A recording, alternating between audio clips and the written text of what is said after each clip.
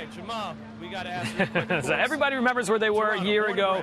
It'll be June 13th, so tomorrow, when the Toronto Raptors won their first ever championship, especially this, because he's been waiting his entire life for this moment. Talking about the big cat, Jamal McGlure, representing Toronto, of course, in the basketball world and all over the world. Jamal, good morning, my dude. Good morning. How are you doing, Devo? I'm great, big bro. How are you doing? I'm good. I can't complain. I mean, with the exception of the social injustice as we're all watching and COVID, I'm pretty healthy and getting excited for the season again. You know, let's get to the season stuff and the celebrations, after, but let's get to the more important stuff first, the social injustice that's going on. Your thoughts, anything that you want to say? It's horrible. I saw, as everybody did the other day about, Floyd and his family, and to me, it's not a black or white thing. I think it's a humane thing.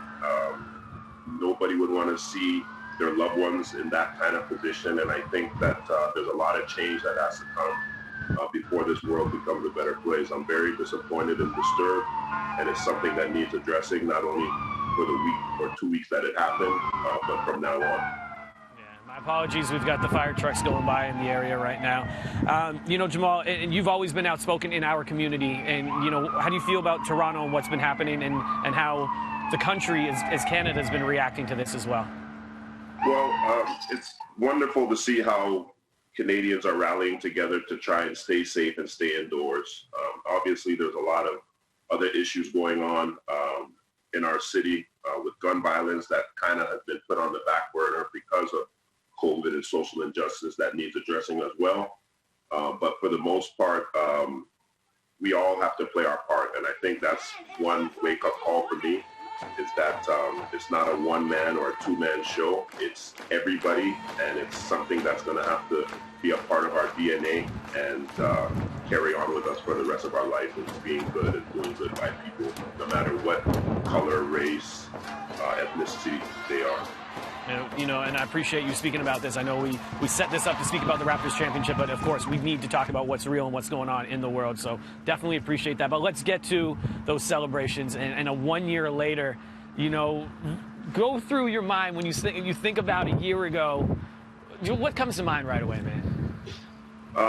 Jubilee, so much emotion. Being a hometown kid.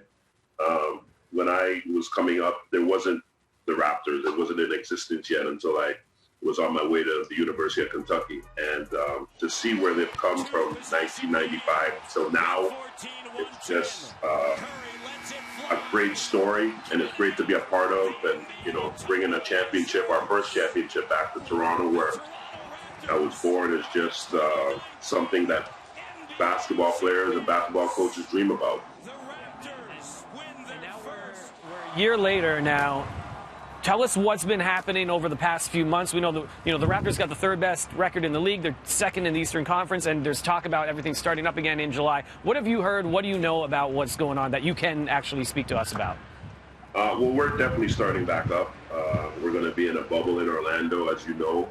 There's no ins and no outs.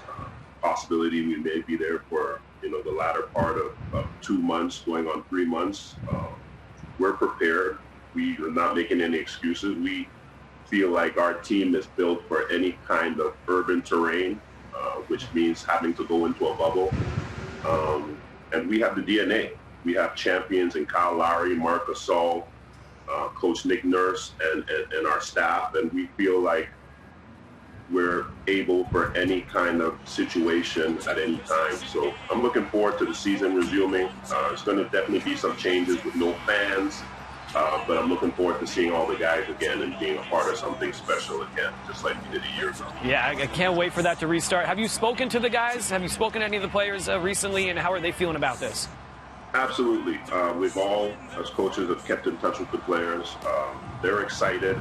Obviously, there's still a little bit of concern, only because COVID is still rampant, and right now the numbers are going up in the U.S., So there is a little bit of concern, but I know the NBA is doing their due diligence to keep us safe and keep us away from being in those kind of situations by being on a compound and being in a bubble.